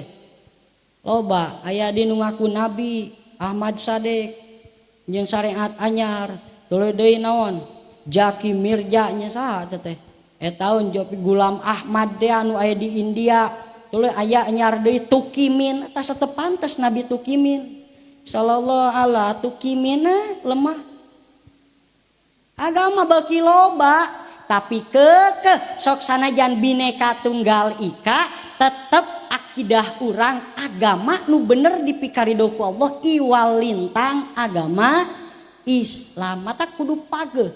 Kumaha cara pageuh na nyepeng agama cenah nyepeng agama nyaeta urang kudu daek berjamaah dina urusan agama insyaallah lamun jelema anu waqtasimu bihablillahi ta'ala wala tafarraqu kudu cekel cenah tamang Allah agama nu disarupakeun jeung tamang ulah paberencai insyaallah agama urang kuat moal terkontaminasi ku agama nu sejen lamun masyarakatna kuat dina agamana. Contoh meong sok ngahakan domana nah anu keur loba atau nu sorangan nu dihakan ku meong sorangannya teu daekeun doma keur alet-aletan meong ngagabruk teu daekeun jelema ge kitu ketika urang dina agama babarengan jeung masyarakat nu sejen moal wanieun agama nu sejen ngaganggu kana kabiasaan urang tapi kunaon loba nu kaganggu ku agama sejen akibat urang ngarasa bisa mungah hiji jeung batur tah ieu bahaya deui bahaya waqtasimu bihablillahi ta'ala wala tafarraqu kudu nyepeng kana tamang Allah agama nu disarupakeun jeung tamang sabab tamang aya dua tungtung agama di alam dunia tungtungna di surga lamun urang nyepeng pageuh kana agama insyaallah gubragna teh bakal ka surga ngan nyepeng agama dina zaman kiwari lir ibarat urang nyepengna areng nuju hurung dicepeng pageuh ku urang supaya ulah murag kana lebu ameh teu pareum panas panangan urangnya Pak dipurageun ku urang agama pareum panas tina naon tina ayeuna hawa nafsu pancek agama teu meunang ngreditkeun hiji barang dua akad da urang kabita ku bati panas we urang teh aya ngreditkeun Bang emok puguh eta teh riba da urang teh angot teh kana bang emok kongkur urang teh eta teh haram apan judi masang eta lauk sakiloan cek urang tinggal goreng bikin ke anak pamajikan ger diplakeun heula balik menang jair hiji atuh rugi nya eta teh pan haram panas ripuh itu agama teh kumaha hayo diatur apa urang tong salah tukang museup aya pelajaran tina tukang museup urang teh kudu sabar dina hirup teh lamun teu sabar eta unclam-anclom nu ngaladi naon di wahangan moal meunang beuntur hayo pipinahan baledog teu meunang baledog moal meunang ngan sok khawatir ka tukang museup ningali budakna kutap ketap nempok nog asin anu dijeueupan aduh pahayang nog asin cicing sia meh meunang dewek nempo mari budakna menang MBG mari dicokot ku bapana ampun jige mani mah jeung hulu peda aduh jadi anakna teh meureun lauk emas da ieu urang kudu ngagunakeun otak jadi ketika urang sok sanajan panas nyepeng agama pertahankeun dalamun ngagubrag urang teh nyepeng agama mah naudzubillah summa naudzubillah uih teh urang teh nyanak agama sedih di dieu sedih teh menang BLT oge kaubaran keneh nya menang kesra aya kesra di dieu kaubaran keneh ku karipuhan ge meunang kesra atuh alhamdulillah ya Allah meunang kesra sok sanajan setahun sekali kabungah kene tapi ketika di akhirat adzabun alim siksaan anu berat eueuh nu nulungan iwal amal ibadah lamun urang ngagubrageun agama milih perkara dunia di alam dunia cilaka engke tak urang wayahna we dina agama mah salat keur hoream apaksakeun tah lamun urang migawe kabeneran dina hukum syariat agama Islam heg urang wegah eta teh pisurgaeun sabab aya hiji katerangan al jannatu khufat bil makarih wan naru khufat bil mafari surga dikulilingana ku kawegah salat wegah tolab ilmu wegah wiridan wegah maca Quran wegah ketika wegah eta tong boga prasangka engke we kumaha hate erek iraha urang migawena paksakeun sabab kawegah eta lamun ditobros ku urang insyaallah bragna urang ka surga tapi pinarakaeun pikabungaheun we pikahayangeun aya contoh di dieu naon dangdut aduh ditinggalkeun lebar lempai gitu ya ayeuna aya Persib pas kitu mingguan aduh gagal kemana ieu ini ti imah nama pengkol babaturanna Persib teh sabaraha panasaran mah ka dieu pan teh jadi kangeunahan wungkul ketika urang ayeuna terlena ku perkara dunia sedengkeun dunia mata gurur harta banda tipuan mangka urang jeblosna teh ka neraka mata kurang ketika wegah urang paksakeun we dina agama Islam supaya urang nyepeng pageuh agama sok sanajan panas karasana da urang mah ayeuna hayang nyepeng agama Allah uih hayang ka Allah teh selamat sok numuru-muru dunya dunya teu kaudak akhirat ditinggalkeun urang maot teu mawa naon-naon rek kumaha urang teh leweh kumaha untang panting ka mana iwal amal ibadah urang ketika di alam dunia mangkaning asa terpercaya maot jeung sisa kubur teh asa terpercaya dah bukti terpercaya naon ketika aya nu maot diumumkeun innalillahi hate campur antara sedih jeung bungah naon sedihna aduh babaturan saya teh sok mere kopi engke mah eueuh bungahna naon meunang sarimi unggal peuting gitu pikiran urang mah piteliheun hungkul nya piteliheun hungkul ketika ayeuna urang ningali depong dikubur pruk tinimbang nyurulung cai mata mah hate mikir amplop can dibagikeun kitu hungkul urang asa teu percaya urang terek maot lamun percaya mah meureun sesegrukan madinya ya Allah abdi teh bakal kieu erek tobat balik teh moal maksiat deui tah kunaon ku akibat urang dokul yakin lebah keyakinan terhadap engke urang nu hirup salawasna akibat kitu yuk urang cepeng agama sok sanajan agama Islam henteu sesuai jeung ayeuna kahayang urang wayahna we paksakeun da hirup mah moalami paling lami 70 tahun paksakeun we atuh mati-mati di alam dunia madarat atuh taeun di akhirat salamet ulah tepi ka di alam dunia malarat engke di akhirat kalah beuki malarat naudzubillah summa naudzubillah ieu teh urang teh mineng ningalikeun nu maot mineng tahlil mineng bahkan kamari di Aceh ningali ngalayah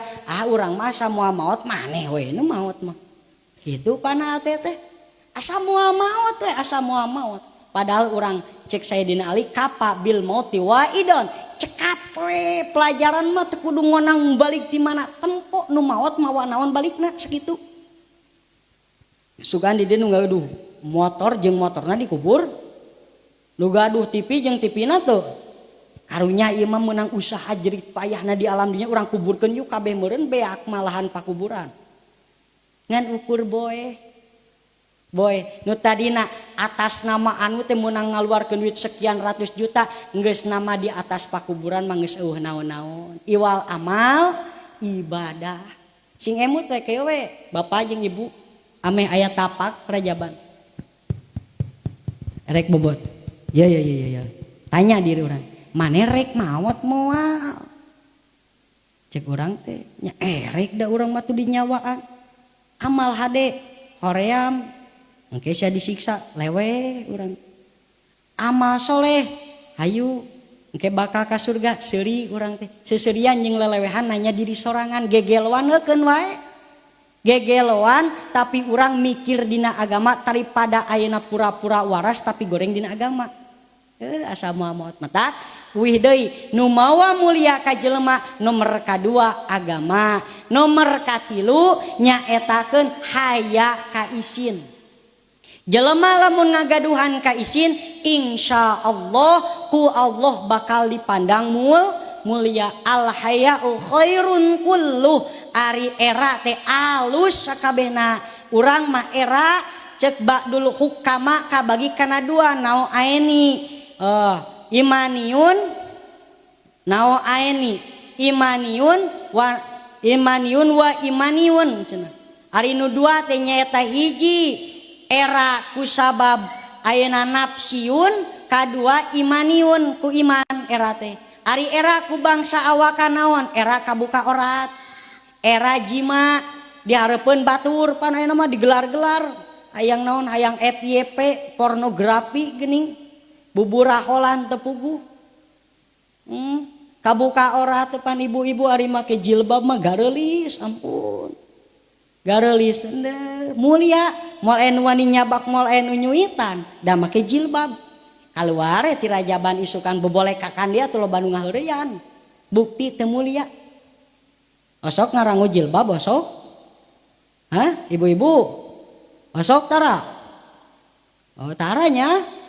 Nu mangkaning dina hadisna. Awewe teh awewe digantung cenah sirahna teh, dibelenggu leungeunna teh ka dieu ku tamang. Naon eta teh Gusti Rasul? Eta awe di alam dunya osok tara make tiung bari di-upload deui. Atuh di-upload dina HP Facebook sadunia. Nah sabar 1000 jelema nu nonton sodakoh nu teu karasa dina dosa. Aduh astagfirullahaladzim, abdi teh mangkaning sok kitu hapusan. Kajeng istri ya istri. Nah, kahiji era kusabab kabuka aurat, kadua era terhadap Allah. Lir ibarat ieu bumi megah misal. Pek tah orang DKM Nurul Hikmah pake fasilitas di Imangan kajeng jaga eta barang. Ari pek teh urang teh sirig curat coret ditempok ku CCTV nu boga kira-kira lamun kapanggih isin moal. Ae ari Allah CCTV na eueuh kata paeh baterai apan. Malaikat ya rokib je atid pan aya saumur-umur urang teh. Mangkaning urang teh sok sumput salinung nya. Di kebon awi mah keur ngora apan. Puasa nyingkur dina para mah. Nah ari Allah teh ningalikeun kitu. Ta urang kudu rasa isin. Bahkan cek ahli sufi, urang ibadah ka Allah kudu seperti halna urang ningali Allah.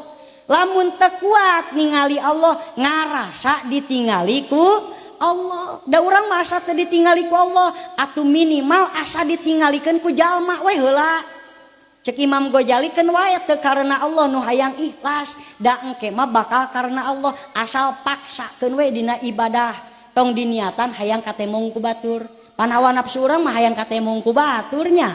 Salat Allahu Akbar dakep aya batur nu aya pasorangan lir ibarat elep ngabeberik penumpang Allah assalamualaikum ini orang asa teu ditinggalikeun ku Allah. Tong boroning ayeuna sifatna nyumput Allah mah cacak nang dina jero hate urang oge. Aduh mau balik teh lila-lila ting hayang geura balik pontang kaburu tiis Allah apaleun kana hatena jelema. Apaleun dina kereteg hate jelema Allah apaleun. Tong boroning urang ku tingkah pola. Nomor kaopat urang singkatkeun. Nomor kaopat nu jadi permata di jalma nu asal hina jadi mulia teh amal soleh. Naon ari amal soleh teh nah anu ngaran soleh eta alus lain ngaran amal soleh teh nyaetakeun al-qaimu bi huquqillahi wa huquqil ibadi. Nyaeta disebutkeun amal soleh teh alus hubungan jeung Allah, alus hubungan jeung papada makhluk hirup. Urang ulah boga sangka penting dipake tahajud berang dipake puasa tapi goreng kata tangga ti tahun ka tahun teh cager-cager dina jero hate.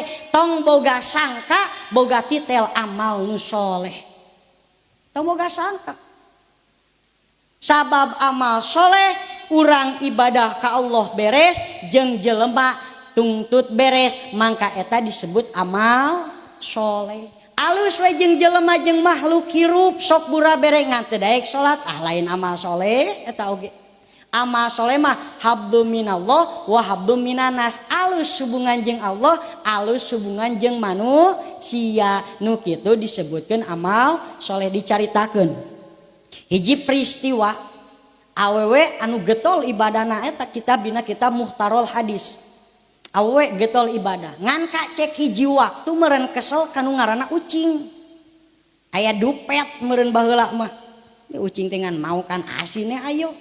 Molor modal ngising ripuh ek dahar teu kaur ditutupan dina dupet dikunci teu dibere hakaneun jeung teu dibere inumeun tepi kapai ucingna teh eta awewe tukang ibadah kaimpenkeun yen awewe eta ku tatanggana lain aya di surgana Allah balika keur nalangsa di narakana Allah. Naon sababiahna maehan ucing ku sabab dikrem. Jadi teu cukup pikeun urang ibadah hungkul ka Allah tapi makhluk hirup ku urang dinyenyerik. Teu cukup. Tapi aya PSK paseuk meureunnya PSK teh da sok dipaseuk. PSK teh naon? Dongdot meureunnya. Di urang mah naon sebutna teh? Jablay. PSK paseuk sok dipaseuk ku naon? Balik tina ayeuna pagawean PSK na pas di tengah jalan ningali aya anjing kakalabakan pinuh koe taeun ku pasir da di gurun pasir jorojo ya hate na rasa karunya ka eta anjing tepi ka dicabut tiungna dibebek-bebek dilaan sapatuna dijebloskeun ka sumur diangkat caina dibikeun ka anjing nu keur hausan. Eta lami kulami ku tatanggana ka impen lain maneh teh jablay lain. Ayeuna maneh di mana? Alhamdulillah padol Allah dihampura dosa ditempatkeun dina tempat anu indah. Lain pan maneh teh tukang PSK anu dipikaresep ku bapak-bapak menduda. Nyeta. Naon sababna ieu teh naon? Pan maneh teh tukang dipaseuk kaula ngarasa nyaah kahiji anjing tapi ka kaula ngabebekkeun tiung nyokot sapatu diinumkeun caina ka eta anjing. Alhamdulillah Allah mere padol teh model kitu ka anjing kudu hade pilaku kata tangga urang make goreng ngaku urang haji geus sabaraha kali puasa teu kalewat salat umpamana ibadah ayeuna getol wiridan teu kalewat tapi urang goreng jeung tetangga maaf urang can kategori amal soleh. Baheula aya dicaritakeun ahli ibadah ngan leuwih nama anu kapercaya amanah tara goreng jeung tetangga ieu mah tara ngan aya nu nyusul maot meureun maot aya nu nyusul pas disusul lain kaula teh pernah nitipkeun hiji barang ka bapak anjeun. Aduh mang bapana ge entos mau kumaha atuh nanyakeun tatanya da eueun nu nyaeun ku amanah-amanahna hiji kolot. Tatanya cek hiji etaeun pananyaan lamun mah maneh hayang nanyakeun kanu maot lamun pi surgaeun tanyana engke di sumur jam-jam lamun ngajawab berarti ahli surga. Lamun eueuh tidinya ayeuna jawaban init ka sumur barhut ngan lamun ngajawab tidinya eta jelema ahli neraka. Ini beren budakna teh da aya katitipan barang batur eueun nu nyaho kasumur jam-jam assalamualaikum cik urang. Bapak di mana ieu teh amanah batur disimpen ku bapak teu nemalan 3 kali. Cek etaeun mikir meureun ayeuna urang ka sumur barhut yuk, ka sumur barhut. Pas ditanya assalamualaikum bapak bilih bapak di dieu di mana tempat penyimpenan bapak teh ngajawab di hanapeun kasur cek urang di hanapeun kasur. Heran budakna ieu bapak nu amanah ahli ibadah nah pake aya di sumur barhut sedangkan di sumur barhut ketika nemalan eta jelema teh pinarakaeun naon ieu teh amalna.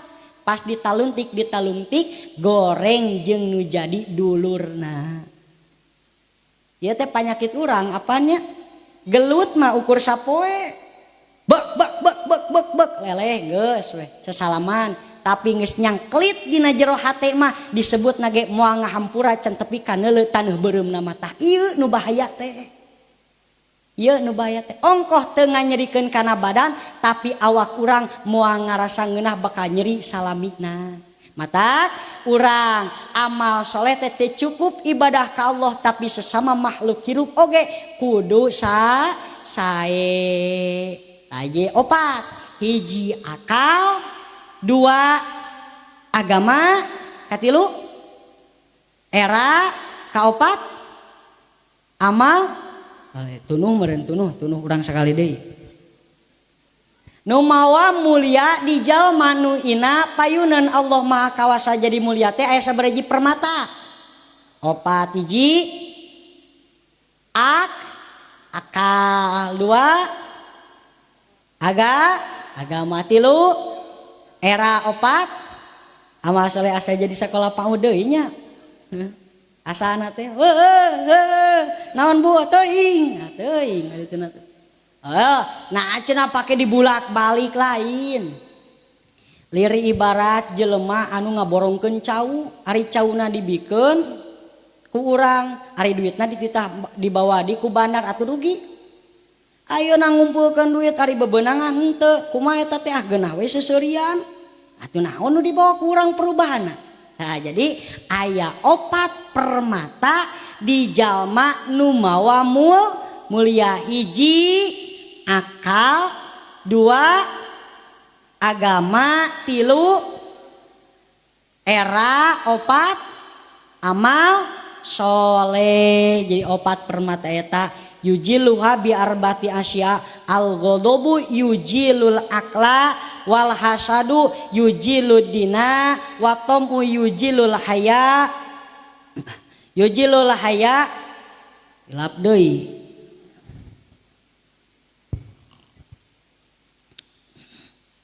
Watom uyujilul haya wal gibatu yujilu amala soleh. Tapi lamun urang geus boga di 4 perkara kajeng ulah dilesotkeun. Hiji ku kaamek urang ulah dikoncar, kadua urang ulah hasud ka batur teu ngeunah nempo batur ayeuna senang, katiluna urang ulah tomak ka batur hayang pengharepan diperhatikeun ku batur, nomor kaopat urang ulah sok ngomongkeun batur ditukangeun sok sanajan bener ayana. Lamun urang geus memperjuangkeun tina ina napel 4 perkara permata disebutna dipigawe ku 4 perkara amek hasad toma jeung gibah mangka muruluk di 4 permata teh jadi hina deui we hina deui. Nah jadi ayeuna mah urang jang bekelna Isra wal Mi'raj teh Kangjeng Rasul dibelek heula manahna supaya eta manah bersih sabab Kangjeng Rasul rek dijadikeun pamimpin sakabeh makhluk sabab ayeuna hate teh ayeuna jadi pamimpinna anggota tubuh urang reka mana kudu dibersihan lah hate nyaeta teu aya lain dina tolab ilmu. Nah sabab hate tempat paningali Allah jeung hate tempat 4 permata nu mulia hiji akal 2 agama 3 era 4 amal soleh. Lamun urang teu aya nu eta kabeh lir ibarat rongsok anu murah hargana. Pilih we ku urang rek jadi jalmi anu aya hargaan atawa jadi rongsok anu dibebek engkena didaur ulang. Nauzubillah summa naudzubillah. Dicekapkeun sakitu bae nya 11:30 langkung 10. Mudah-mudahan aya leresna eta mati Allah Subhanahu wa taala, lepatna eta mah yakin mutlak bodoh ti jisim kuring, khudma sopa wada makadar. Wa'fu minkum wassalamualaikum warahmatullahi wabarakatuh.